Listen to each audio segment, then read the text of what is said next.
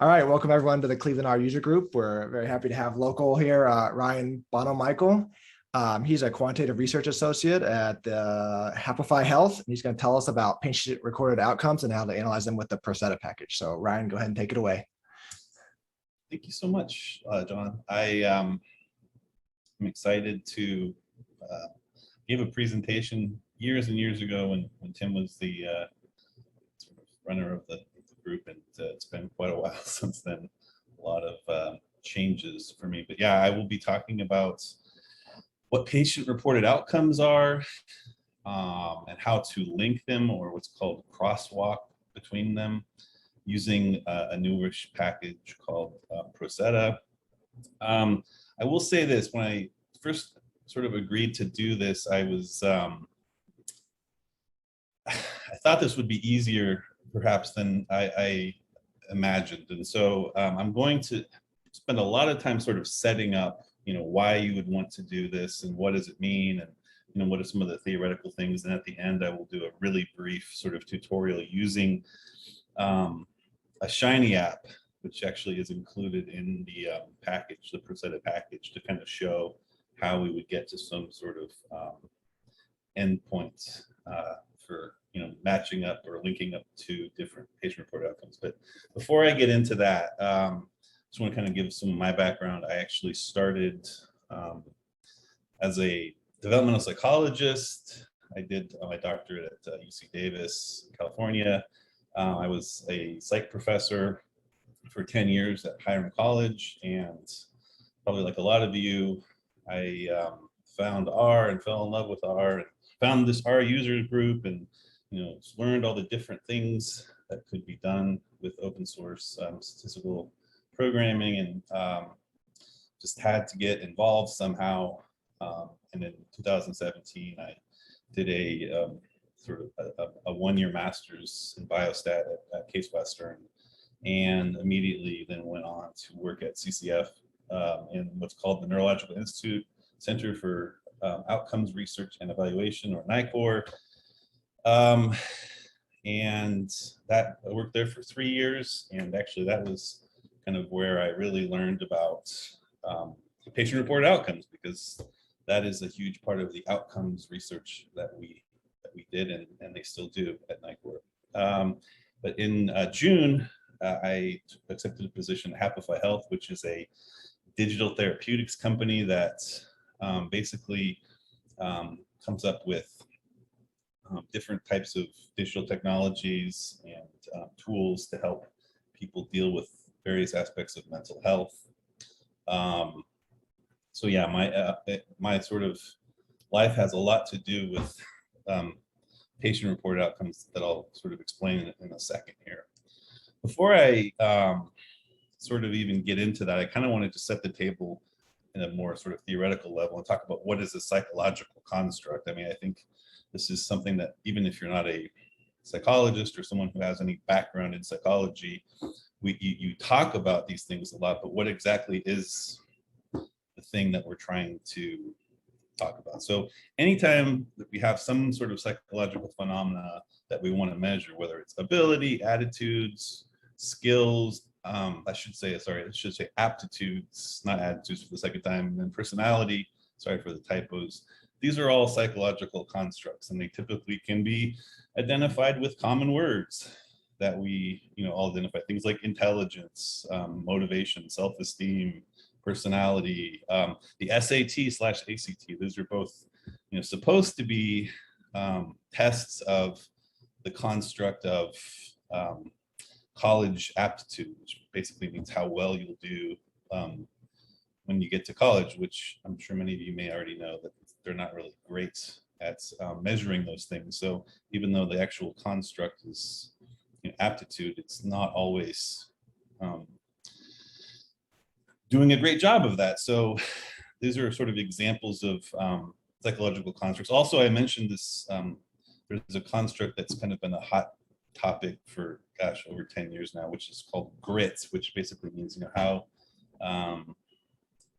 much do you sort of persevere and stick to problems and kind of, keep going. And this has been a kind of a psychological construct that educators and people who work with, high level performers in the military and other sort of areas are really interested in. So that's just another sort of more specific example of a construct, right?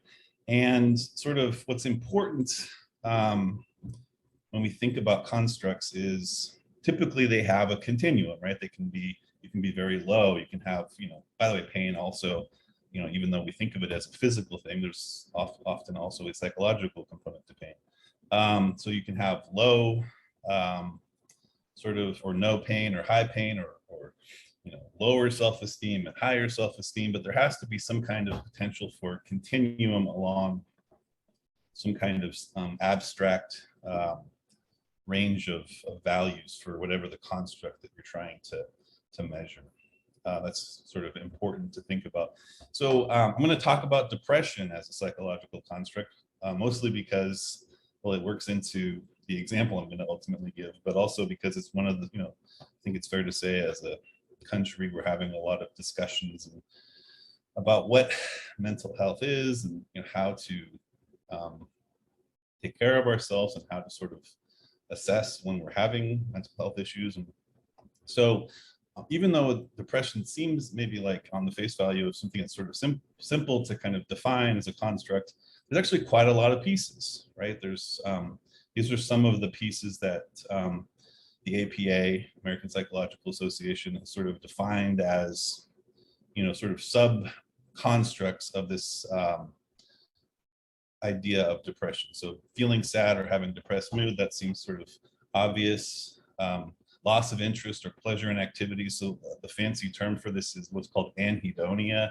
So you just, you used to love coding in R, and all of a sudden you've, lost interest and you're not really into it. Loss of appetite or, gaining an appetite. These are often, one way or the other.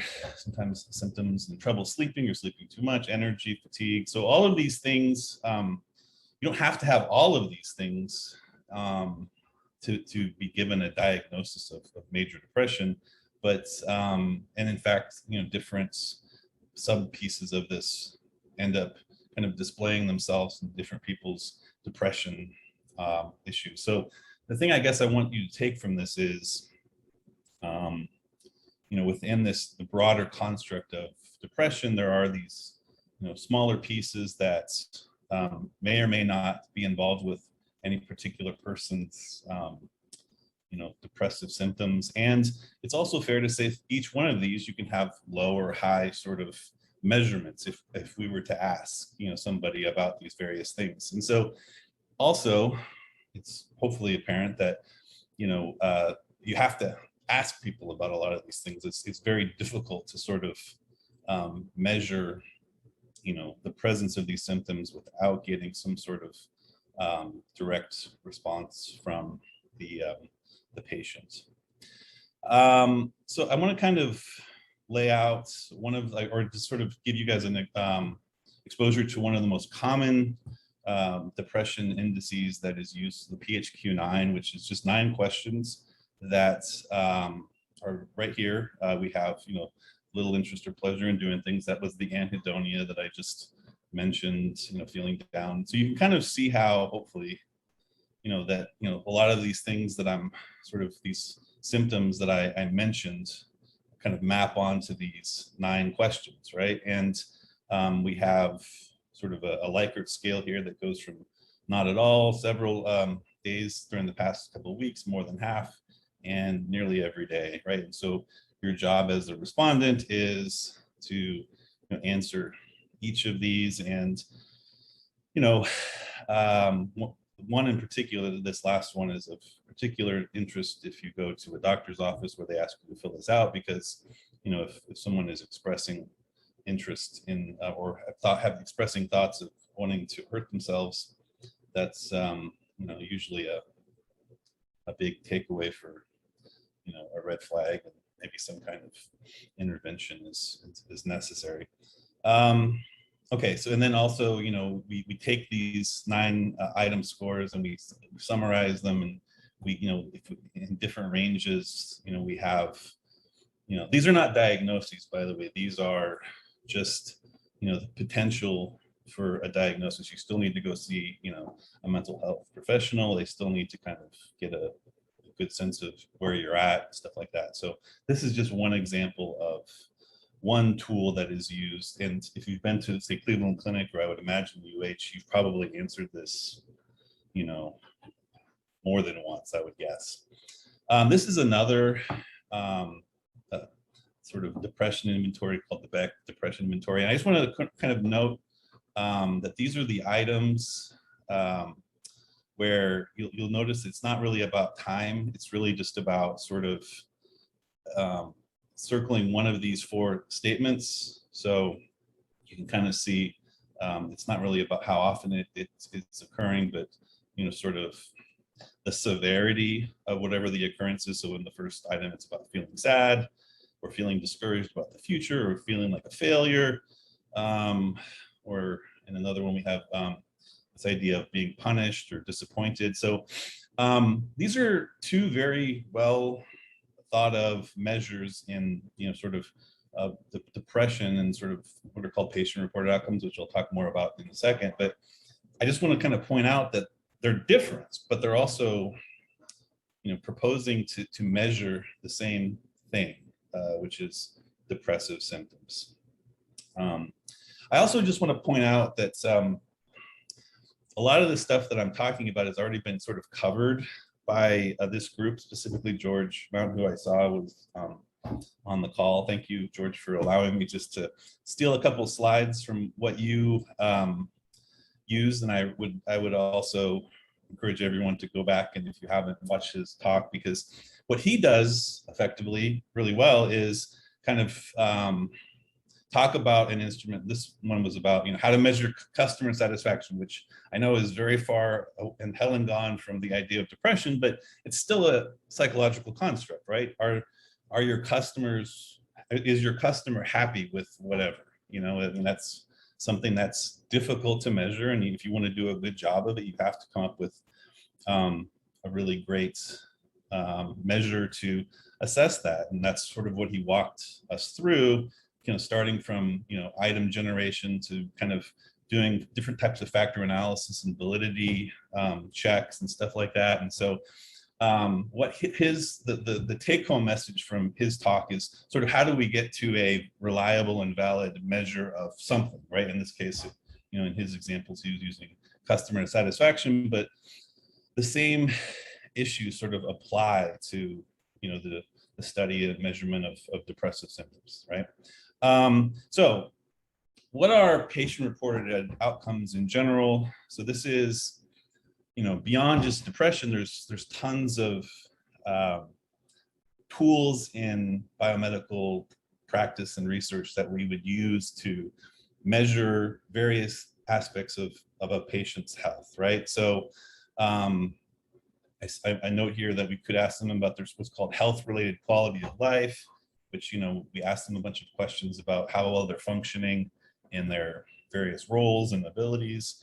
Symptoms, for a variety of diseases, how well they're able to function, how satisfied they are with their care or with their symptoms. I know that sounds really weird, but it turns out that there are some patients who, despite having maybe serious symptoms, their life isn't, they actually feel pretty good about their life, despite having maybe, what other people would consider to be really debilitating, situations. So anyway, there's all kinds of aspects of the patient experience and also their condition that we can ask them about. Either typically it's done, if you go to the clinic or you go to UH or you go to some large hospital, they give you a little tablet or an iPad or something, and you ask a bunch of questions. And I'll be the first to admit that it can be kind of a drag to answer all these questions, but I would say that increasingly these aren't going away. In fact, they're going to be used more and more in the coming years, because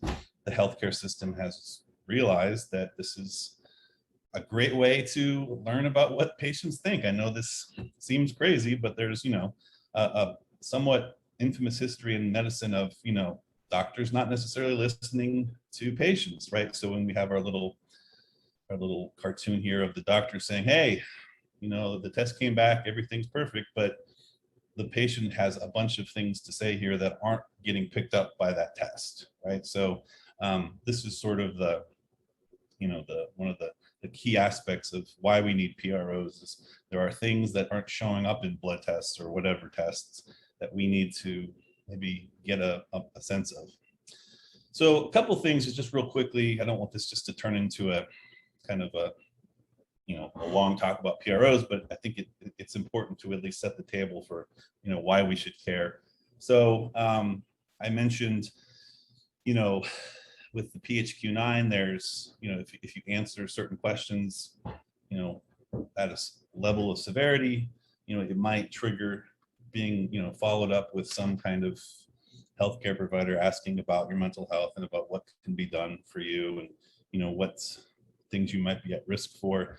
Another thing that actually there's a kind of a small but proud literature on is a lot of people, especially people who traditionally feel kind of minimized or they don't feel listened to traditionally, whether that's minorities or females or kind of more vulnerable populations. There seems to be some evidence that they feel filling out PROs and maybe even having the doctor talk about what they filled out in their PROs, it seems to be a positive thing for sort of improving patient-physician communication and relationship. So anyway, there's, I know it's sometimes, when we go to the doctor, it feels just like paperwork and it's annoying, but in fact, there is some real benefit. And there's actually sort of studies that show having filled them out there, we can actually have better outcomes. This is a study about, cancer patients that were assigned to either fill out PROs or just receive usual care, which didn't involve PROs. And there's evidence of, sort of increased survival, less ED use, which, is one of the things that we're trying to avoid, in hospitals. So anyway, this isn't just kind of, even though we think of questionnaires as annoying and not always super useful, there is a decent amount of evidence that they're of value. That leads me to what's called PROMIS, which is the Patient-Reported Outcomes Measurement Information System, which is something that was put forth by the NIH. Gosh, it's got to be like started. It's almost 20 years or 15 years, I guess, but it's really been since like the late 2000s to early 2010s when this became increasingly more sort of the standard of PROs for various healthcare related constructs. And one of the things that this system was sort of designed to do was, kind of get to have sort of a well standardized set of scores that behave in ways that we can predict, specifically sort of this, our friend, the bell-shaped curve. And we put all of these measures, these scores from these constructs on a T-score scale, which basically means a mean of 50 and a standard deviation of 10. So if you're sort of taking your sort of basic stats course, you're sort of familiar with that. And also one of the things this type of standardization allows is, if we have someone score, we can sort of compare them to the rest of the population, of which we've used a lot in standardizing the measure.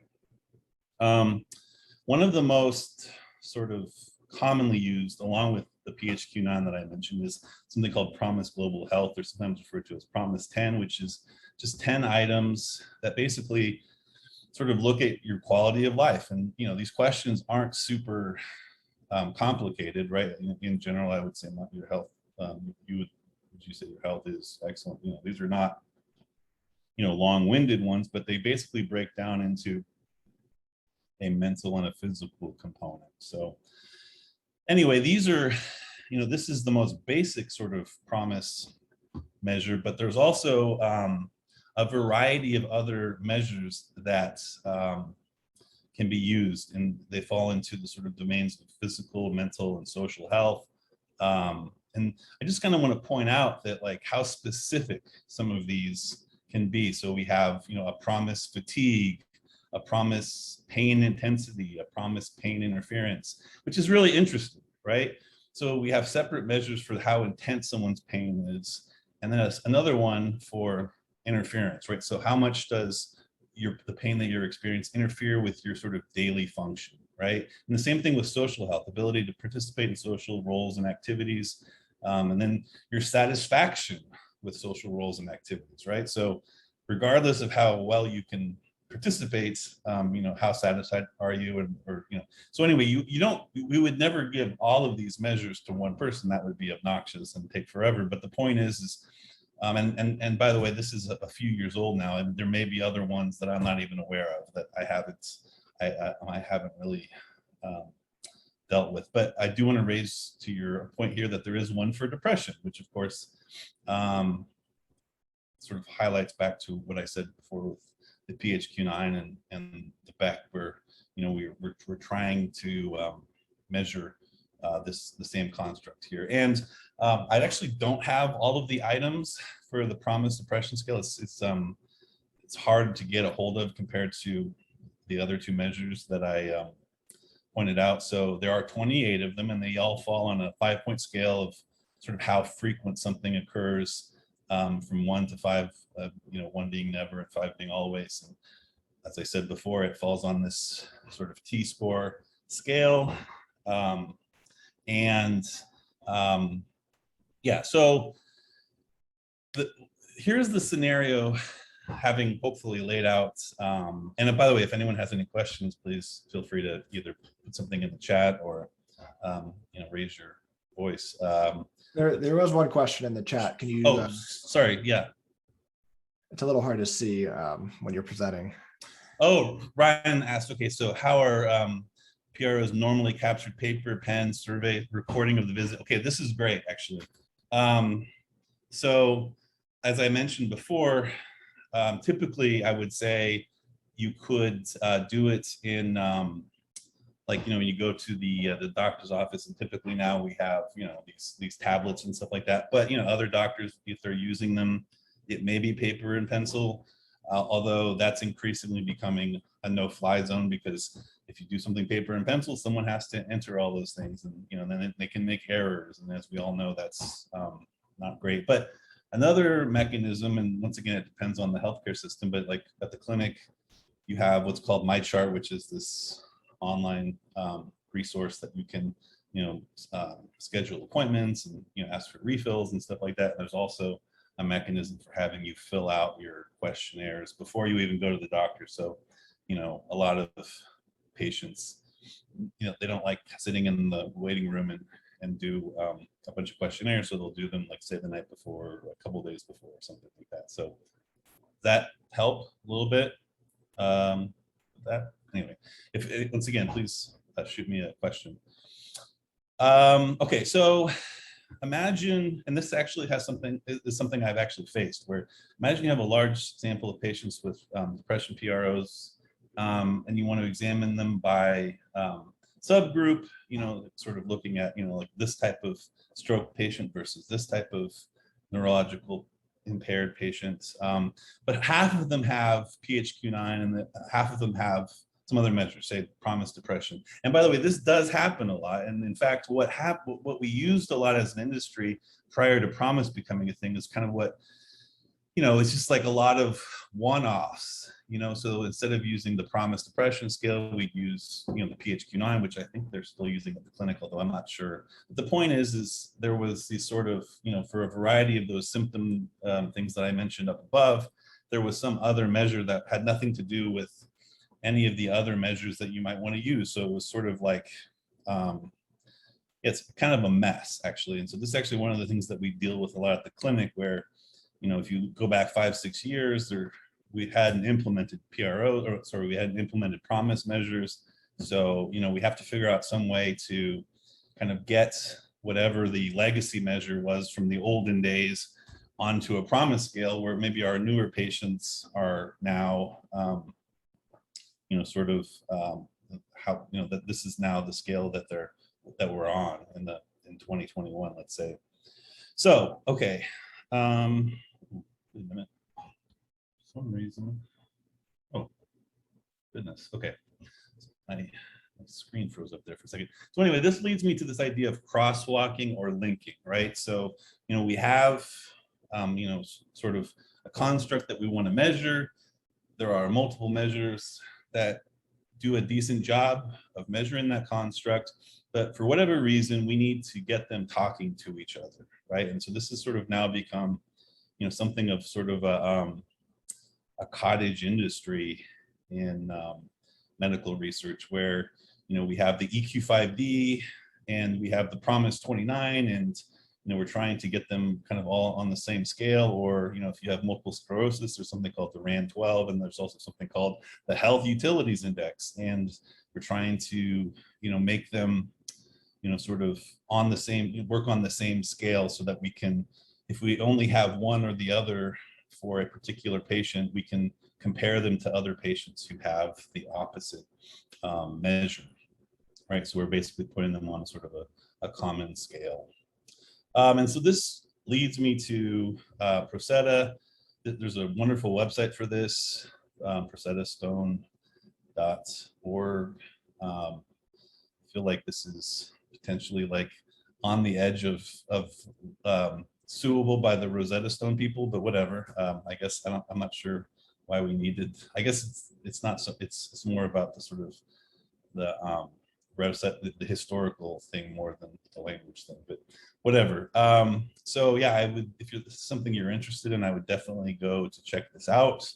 And yeah, basically, it's really about taking these legacy information, instruments like the PHQ-9, like the the Beck depression inventory or whatever. So they give some examples here of the brief pain inventory, right? This is something that is, pain is another one of those things where there's lots of, pain measures for both PROMIS and for other non-PROMIS legacy instruments. And, we want to get them on a common standardized scale, right? So,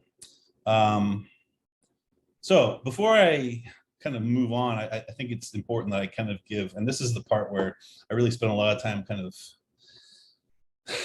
trying to think about how much to get into this, because both of these topics are like talks in and of themselves. So I'm really giving you like the most 5-cent tour I could possibly give. But let me just lay out sort of what's called classical test theory versus item response theory. So classical test theory is sort of like the at the heart of what's called psychometrics, or this measurement of psychological constructs.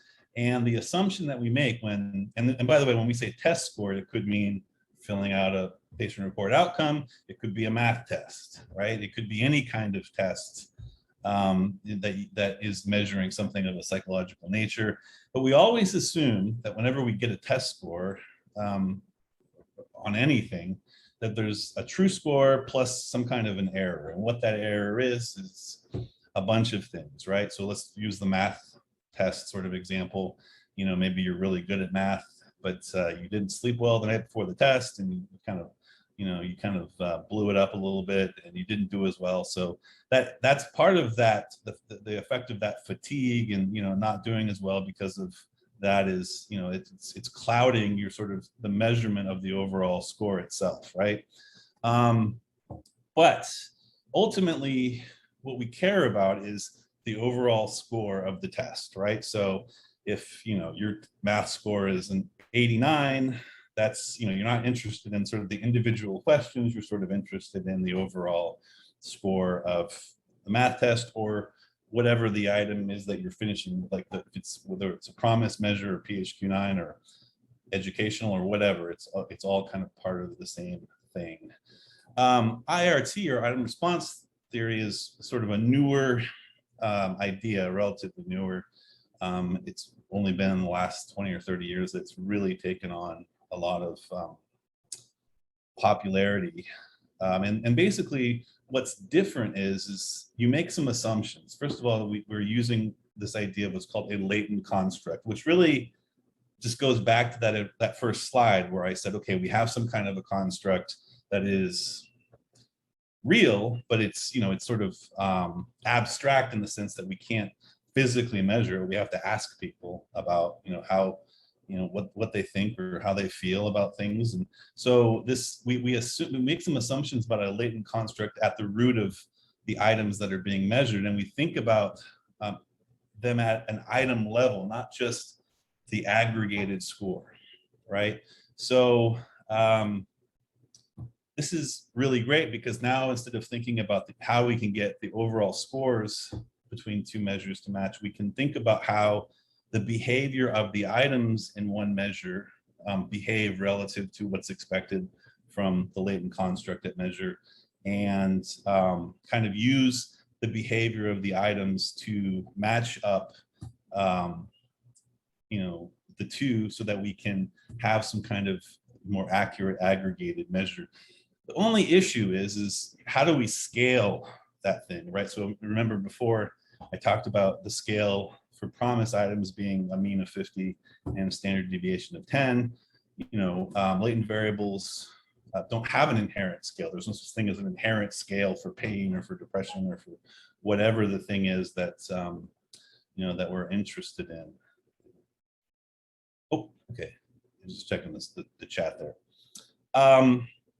Okay, so okay. All right, so what I want to sort of finish on is the parameters that are involved with the estimation of an item, right? So this particular, I took this from a paper about IRT, and this is an item where the question stem is, oops, sorry. Many times I feel nervous, and you'll see here we have a bunch of these little wavy lines, which are nice. And so basically we have two sets of parameters. We have the parameter A, which is the slope, or what's often referred to as the item discrimination. So this basically means, the higher this is, the better job this particular item does at discriminating people who are high versus low on the underlying construct, right? So you can imagine this, right? So we've all filled out a questionnaire where there's a number of questions, and some of the questions are really great, right? They really do a good job of distinguishing people that are really struggling with something in terms of depression. And then there's other ones that just don't do as good of a job, right? They're just not as well constructed, or for whatever reason, they just don't, the way people read them and interpret them and answer them, it just doesn't give us as much oomph in terms of trying to discriminate good sort of people that are on the lower end of the trait versus the higher. And I should also point out, by the way, that so this x-axis is that latent trait, which is referred to as theta, which is that it's on this sort of -3 to 3, mostly just because it's a little bit like using z-scores, where we want the center to be 0, and we want units in sort of units of 1, 2, 3 away from the mean. And that leads me to sort of this next idea, the sort of the B parameters, which are also referred to as the threshold, which is the point in the latent trait level at which the probability of answering at or above a particular category equals 50, right? So 1 is the lowest, so presumably this is someone who is saying, many times I feel nervous. No, I don't feel nervous. And so they're, the point at which, they're going to be most likely to respond is on the lower end of the trait. The next one is, perhaps that's like, perhaps 1 is, not at all, and 2 is a little bit. And so you can see here, this has a bit of a different sort of, it's doing a better job, in this lower to, approaching the median, the middle of the trait.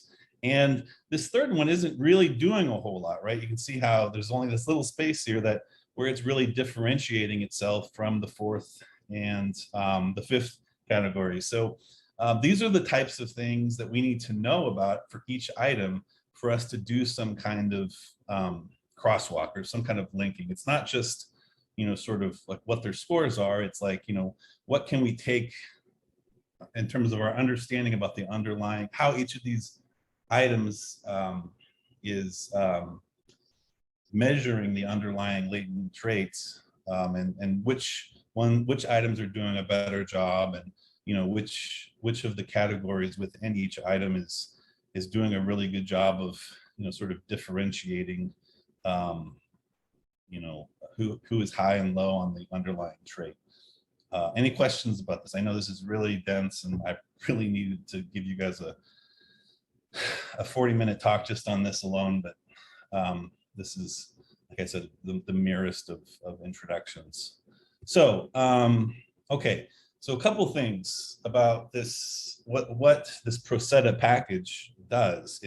It links, two questionnaires or two PROs to each other, and there's actually a number of different ways to do this, but I'm only going to kind of lay out a couple basic ones, just to kind of for the point of illustration. But there's what's called fixed parameter calibration, which is we have an anchor measure in this scenario, which is PROMIS depression. Let's call it that, because as I've said, what we want is to put everything on this T-score scale of 50 and 10.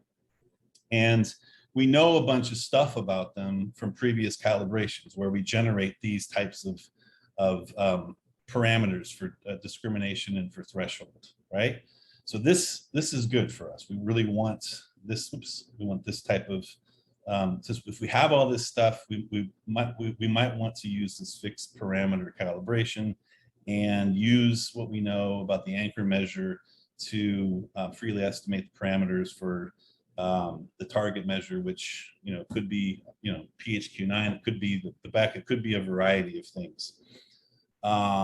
So the second one is what's called concurrent calibration, where both the anchor and target items are freely estimated. They're put on a common metric, but it's arbitrary. You can sort of, I believe in this package, you can set some, sort of arguments for, what the mean and standard error, standard deviation would be. But yeah, this is just a different way to do it. And this is typically used when the anchor measure doesn't have an established calibration. Now for PROMIS, there's just dozens of papers and lots of data on sort of the calibration, so that's not something we have to worry about. But maybe both of the items are not as well established for you to kind of put them on the same metric, so you have to kind of do you basically freely estimate both the anchor and the target items. And so the last type of linking or crosswalking I want to mention is what's called Equi percentile linking, which maybe some of you are familiar with this even if you don't know anything about IRT, because you're basically using percentile ranks on the score distributions of the two, and there's like some smoothing that goes to kind of make sure that the two distributions work with each other. But basically this is using percentiles as a common sort of way of comparing two different constructs, right? Like where does somebody score relative to the rest of the population? So there's nothing about IRT here, there's nothing about thresholds, there's nothing about discrimination. It's all just kind of it's a simpler and sometimes effective form of linking or crosswalking. Okay, so this really gets me to kind of like, I'm just going to do a brief demonstration, but I do want to point out that there's a great tutorial page. Let me see if I can you guys see this still? Am I still showing up on screen? No, you stopped sharing. Oh, see, I thought I was supposed to, hold on. Oh, okay. I think I just have to, all right. Okay, so yeah, so this is, it's not the, I mean, I know we all have, I mean, especially our users, we all have different ideas about what makes a great vignette. This isn't the greatest of vignettes, I would say, but it definitely kind of lays out the basics. Basically, what you need is, and for this, I'm basically just going to sort of show you real quickly how this works, linking a different depression indices that I haven't, or a measure that I haven't mentioned, which is called the Center for Epidemiologic Studies of Depression Scales. It's also referred to as the, people I know refer to it as the CES-D sometimes. And then we have the PROMIS metric that I mentioned before. And so typically to do this, we need to have 3 sets of data. We have to have the response data, which has samples of respondents who have completed both measures, right? So we need, that's as a sort of a start, we need to create a linkage. We have to have people who have done both. So you need to do some kind of a study, and this is why, as I mentioned, a lot of publications have come about linking various PROs from a variety of areas outside of depression. So we need response data from, hopefully a robust sample size on both. We have some kind of what's called an item map, which kind of specifies which of the items goes to which of the PROs, and I'll show you a little more about what's involved with that in a second. And then also this idea of the anchor scale, which is those parameters that I mentioned, right? The discrimination and threshold parameters. And so let me do this.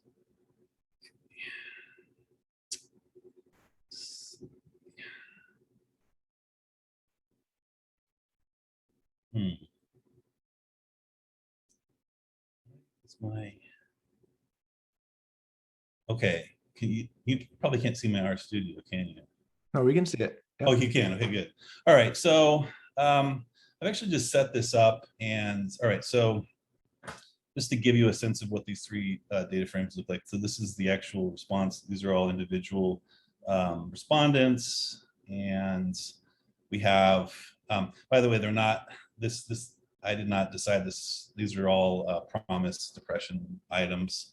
You'll also notice that they're not like sequentially numbered because they came from sort of a database of questions, and they ended up taking only certain ones from the database, and we have 28 of them here. And then we get to the CES-D, which I mentioned. This is the thing that we're going to, the PROMIS, the EDD, EP measure items are all, those are all from PROMIS depression, but these are the ones that were, the CES-D are the ones that we're going to be crosswalking or linking, right?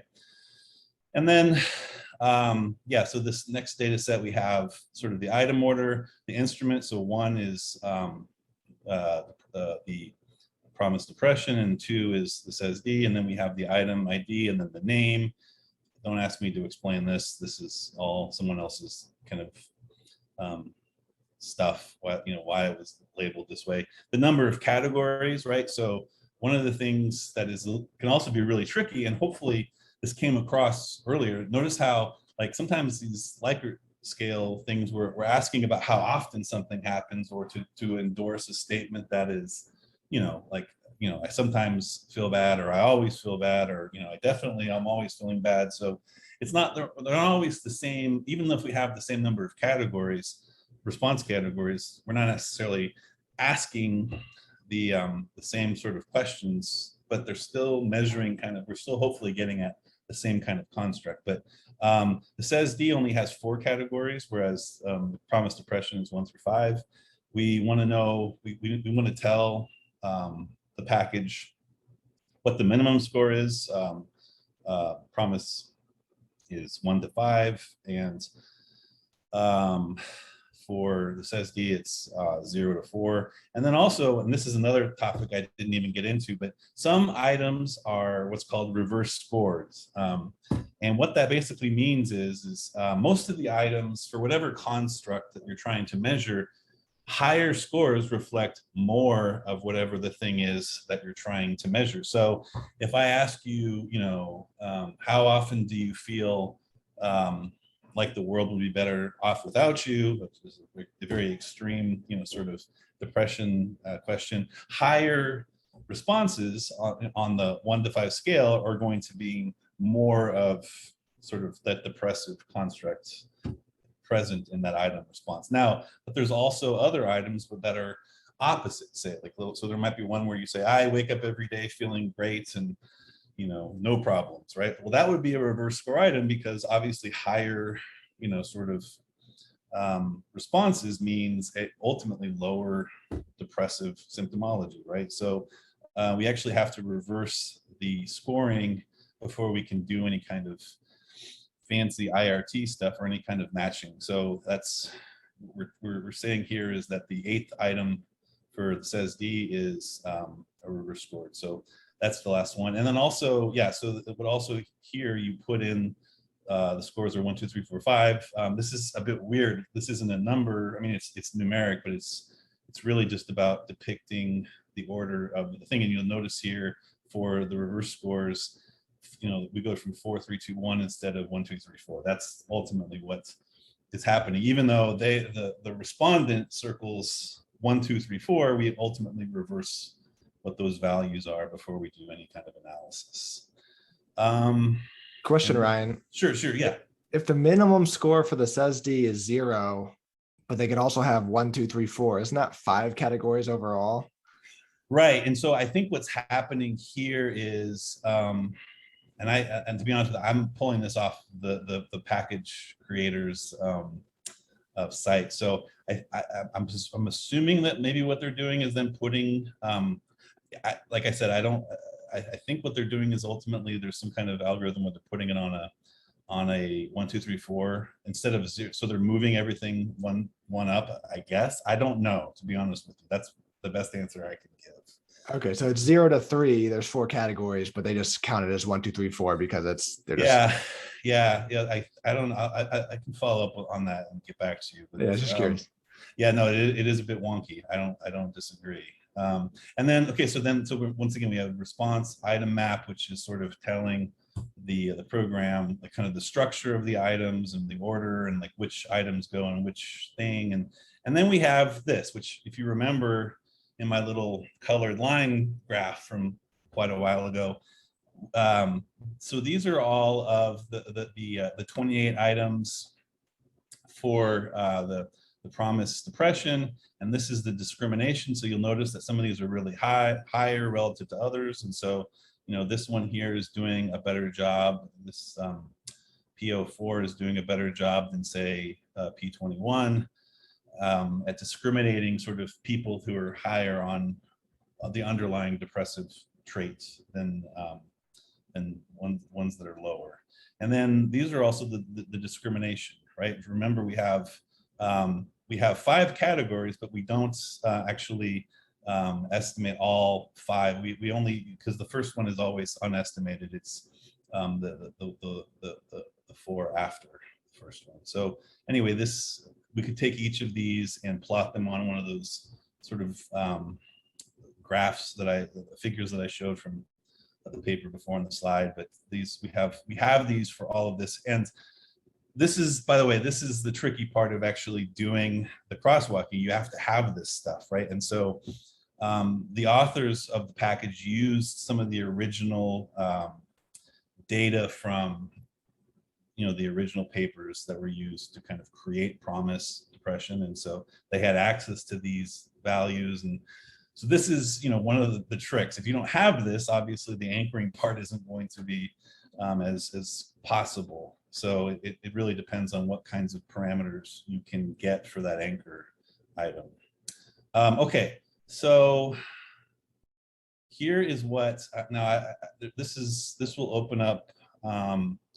Can you see this? Can you see the shiny thing open up, or is that not showing up? No, we can see it. Okay, good. All right. So anyway, this is by the way, there's ways of doing this all in code. I could certainly go through all that, but we're already close to me talking for quite a while, so this seemed more fun to me. But basically, I've already got the response item and anchor data in a folder, so I'm just gonna pull these up. And you'll notice this hopefully will look pretty similar, right? We have the same things that I showed you before in my RStudio thing. And yeah, there's all kinds of, you can set the number of iterations when you do the calibration and the linking. You can And then typically what you want to do is do each of these steps sort of in one after another, and kind of it gives you, sort of, the descriptives for, this is the each of these 1 through 5 is the categories for the response in the PROMIS depression. So you can kind of see, for a lot of these, people tend to be responding on the low end, which makes sense, right? You don't expect everyone to be, reporting high. Yeah, to answer to your point about John, maybe I need to go back to this, but yeah, they're showing this on 1 to 4. So maybe there's something off with what I showed you. I don't know why it says 1 to 4. Maybe it's because they're trying to align it with the PROMIS depression scale, which is on 1 to 5. So they're moving to 0 to 3 to 1 to 4. That would be my guess. But anyway, so this gives you kind of the frequency of how each of these for the whole sample, who responded to which category. And then also we can get some, mean, standard deviation, medians, and this is all really nice, right? And we can do this in RStudio, or we can do this on the Shiny app. And we can also do this kind of goes to that classical test theory where, I don't know if people are familiar with sort of, why we would want, this is also like sort of the percentage of responses. This is just another way of sort of showing the frequency, but in proportion.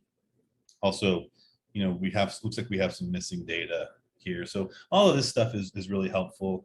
You can also get some sort of classical reliability measures. I didn't really go into this, so I don't really want to talk about it too much. But the next thing we want to do is run our calibration, which is going to allow us. It's going to allow us to do. This could take a while. I've run this a couple of times, and sometimes it's really fast, sometimes it's not so fast. So I'm hoping that because of Zoom, it won't take too long, but we'll see. Sometimes it can freeze a little bit.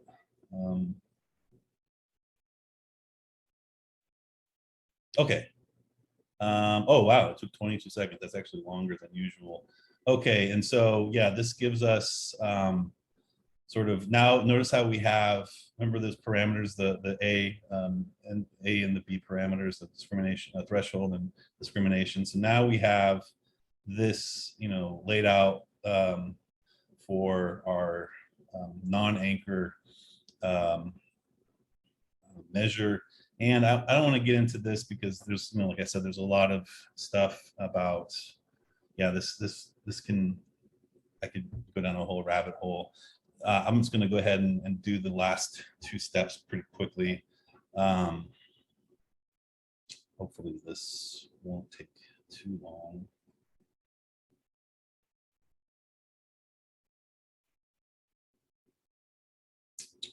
Any questions while I, only 17 seconds. And then I'll run the score equating while we're at it.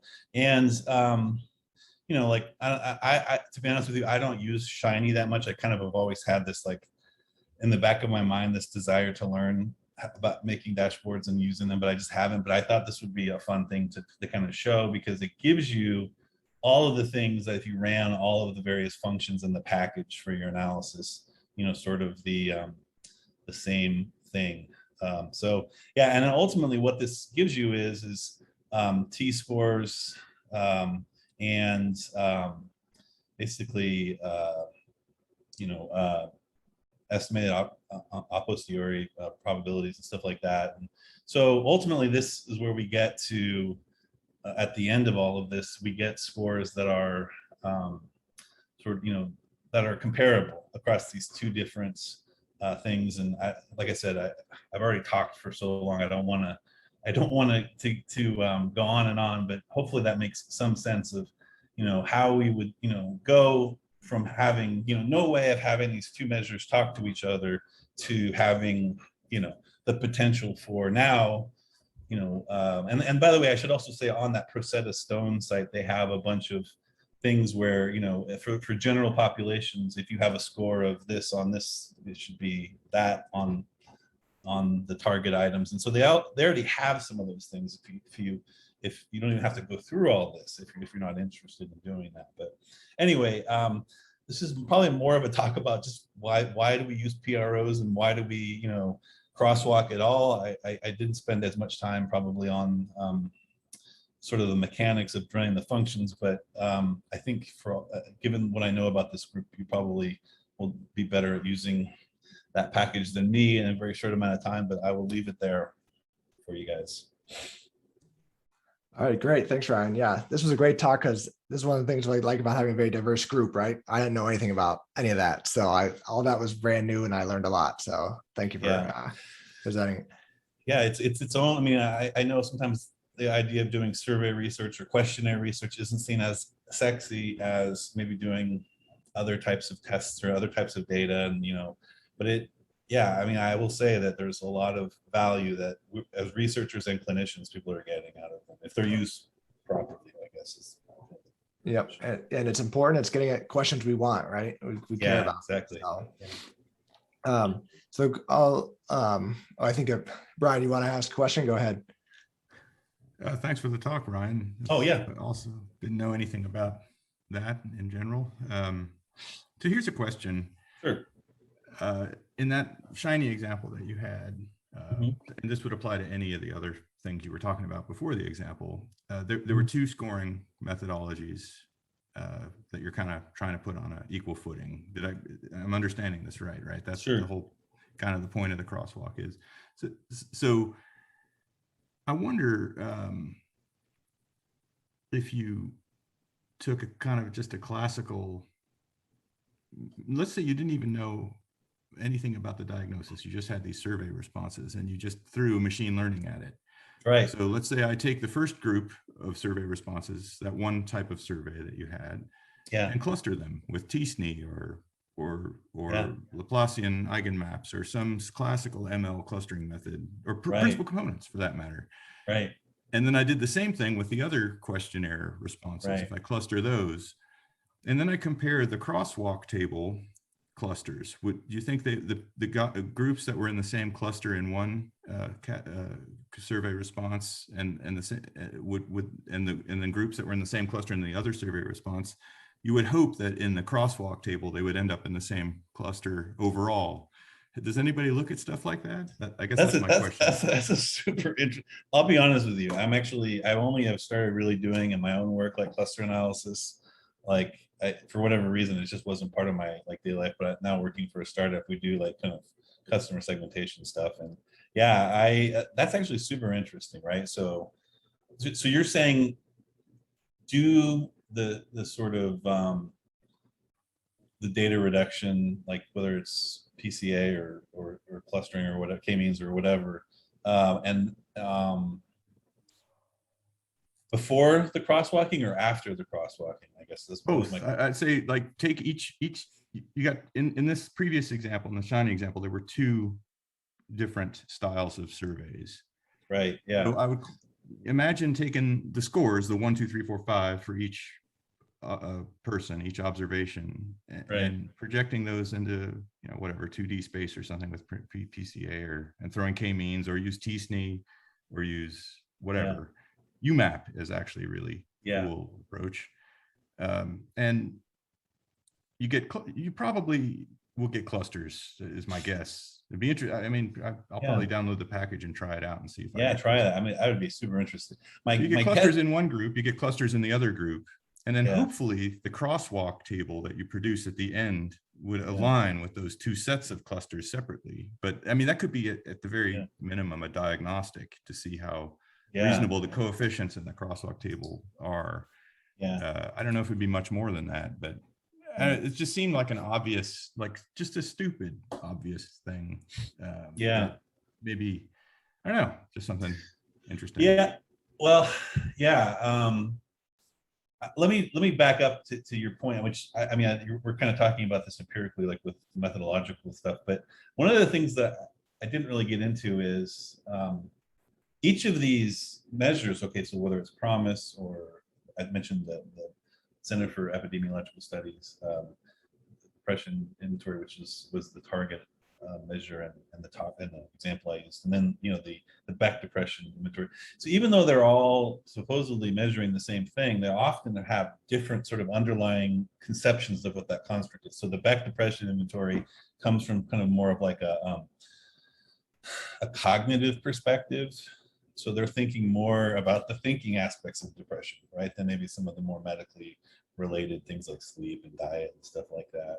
So yeah, so even though they're measuring the same constructs at a broad level, there are sort of differences, I would say. And so it would be interesting, to your point about doing the clustering, it'd be kind of interesting to do like, clustering pre and post, sort of crosswalking and see like, how, I mean, obviously they would probably be a lot more different before.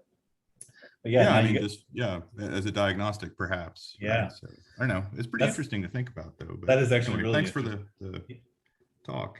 Yeah, that's a great question. Maybe is there a Saturday?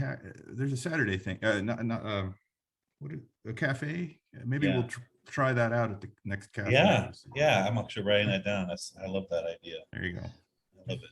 Yeah. October 9th. Good idea. Good idea. Have some homework for a Saturday morning. I like it. I'm here for it. Yeah, I'll see some clusters. Yeah. Hopefully I didn't take too long. Sorry. I really wrestled with, whether I should, throw way more kitchen sink at you, but I felt like, I had to make some choices. Yeah, no, it's a good length. So the question I was thinking is, what's the sample size on these? Like, how many people do you need to survey for this to like stabilize? And then how much overlap? Like, presumably if you only had 5 people in both, that wouldn't be enough. Like, there must be some where it starts getting reliable, right? Yeah, that's a good question. And I don't have that number, but I would imagine it's a little bit similar to like any type of factor analysis or any type of, thing where you're trying to, kind of, to Brian's point about, doing some kind of reduction or some kind of a, sort of a clarification of the underlying. Yeah, I would say, I mean, this one had hundreds. I think it was 700. I could double check, but yeah, obviously that's not always going to be, it's not always going to be the option. So yeah, I haven't seen anything about minimum, but I would definitely say it would have to be well over 100, to even consider doing something like this, right? And yeah, it also depends a little bit on how many, response categories there are, right? So I mean, because if you have like 7 or 8 response categories, which happens, by the way, now it's like, if only, you don't have anyone answering, for whatever, category 8 for a bunch of questions, then like you have this whole sparsity thing. And so how do you? That's a good point. It's not just the raw sample size; it's also the distribution, right? So no, that's an excellent question, though. Getting 100 not depressed people would not be very informative, right? Right, exactly. Yeah, so it's also how this, one of the things that IRT is good at is sort of is classical test theory is really good at kind of figuring out what the average is, right? But IRT is really good at kind of figuring out the whole range of scores and where people should fall on the range of scores. And another thing that also I should say that is that I didn't get into is sometimes you want to kind of do different sort of crosswalking for different subpopulations, right? So for whatever reason, whether it's gender-based or diagnosis-based or something like that. So there are other ways of sort of putting in like a moderator, like, diagnosis or something like that. And yeah, there's a whole bunch of complications that we could get into if we want. But yeah, it's like we have oh, and Tim just had to drop. Any other questions?